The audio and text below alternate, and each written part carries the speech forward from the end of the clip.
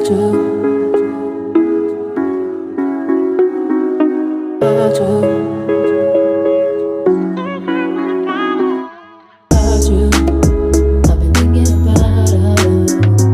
Timur Timur. Integrasi Timur Timur ke dalam wilayah Indonesia tidak terlepas dari situasi politik internasional yang saat itu, yaitu perang dingin di mana konstelasi geopolitik kawasan Asia Tenggara saat itu terjadi penyebutan pengaruh dua blok yang sedang berlangsung, yaitu blok Barat Amerika Serikat dan blok Timur Uni Soviet. Dirinya pemerintahan Republik Demokratik Vietnam yang komunis dianggap sebagai ancaman yang bisa menyebabkan jatuhnya negara-negara di sekitar pemerintahan komunis. Kemenangan komunis di Indochina, Vietnam secara tidak langsung juga membuat khawatir para elit Indonesia, khususnya pihak militer. Pada saat yang sama di wilayah koloni Portugis, Timur Timur yang berbatasan secara langsung dengan wilayah Indonesia secara krisis politik. Krisis itu sendiri terjadi sebagai dampak kebebasan yang diberikan oleh pemerintahan baru Portugal di bawah pimpinan Jenderal Antonio Desponila.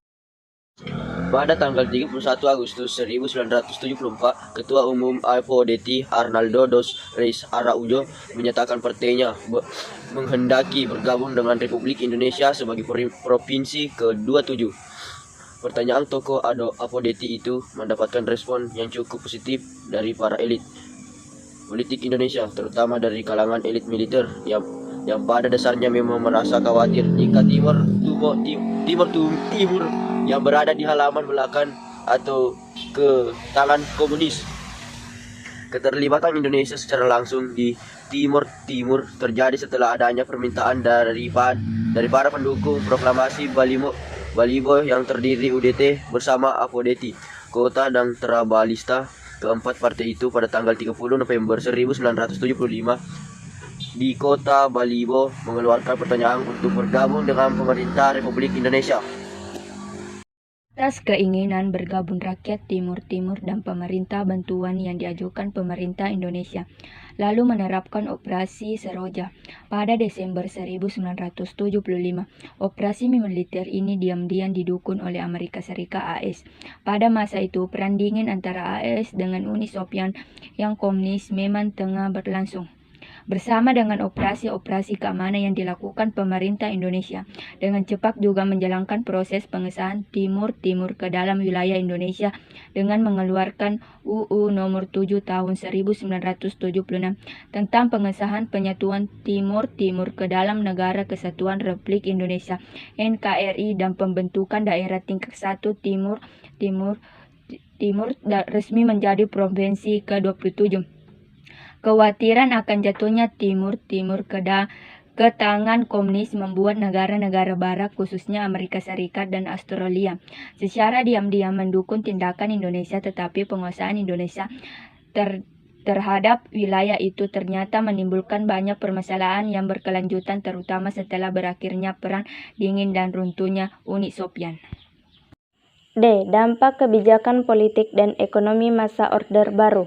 Pendekatan keamanan yang diterapkan oleh pemerintah Orde Baru dalam menegakkan stabilisasi nasional secara umum memang berhasil menciptakan suasana aman bagi masyarakat Indonesia.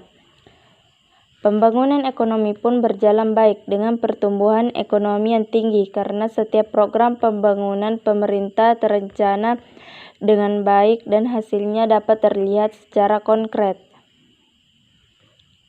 Penurunan angka kemiskinan yang diikuti dengan perbaikan kesejahteraan rakyat, penurunan angka kematian bayi, dan angka partisipasi pendidikan dasar yang meningkat.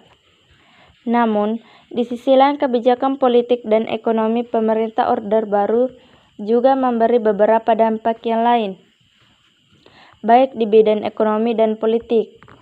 Dalam bidang politik, pemerintah Orde Baru cenderung bersifat otoriter. Pemerintah Orde Baru dinilai gagal memberikan pelajaran berdemokrasi yang baik. Golkar dianggap menjadi alat politik untuk mencapai stabilitas yang diinginkan.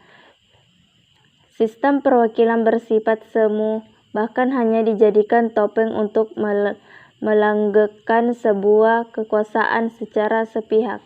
Meskipun pembangunan ekonomi Orde Baru menunjukkan perkembangan yang menggembirakan, namun dampak negatifnya juga cukup banyak. Dampak negatif ini disebabkan kebijakan Orde Baru yang terlalu memfokuskan mengejar pada pertumbuhan ekonomi yang berdampak buruk bagi terbentuknya mentalitas dan budaya korupsi pada pejabat Indonesia. Selain masalah-masalah di atas, tidak sedikit pengamat hak asasi manusia HAM dalam dan luar negeri yang menilai bahwa pemerintah Orde Baru telah melakukan tindakan antidemokrasi dan diindikasikan oleh melanggar HAM. Sekalipun Indonesia menolak laporan kedua lembaga internasional tadi dengan alasan tidak fair dan kriterianya tidak jelas, akan tetapi tidak dapat dipungkiri bahwa di dalam negeri sendiri pemerintah Orde Baru dimulai telah melakukan beberapa tindakan yang berindikasi pelanggaran HAM.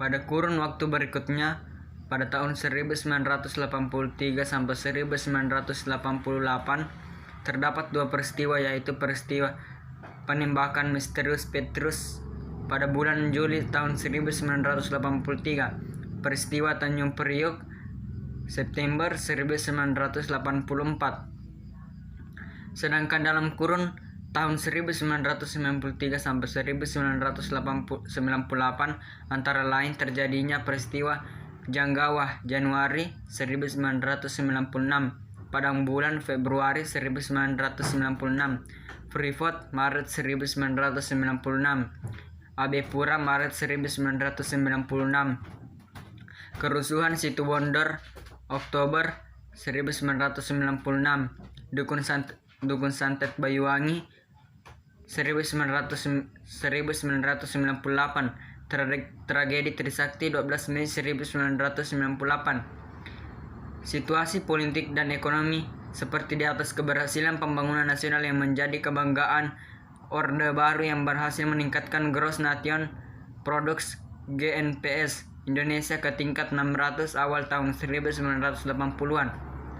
Kejadian ini meningkat sampai 1.300 perkaitan awal dekade 1990-an, serta menobatkan Soekarno sebagai bapak awal dekade 1990-an,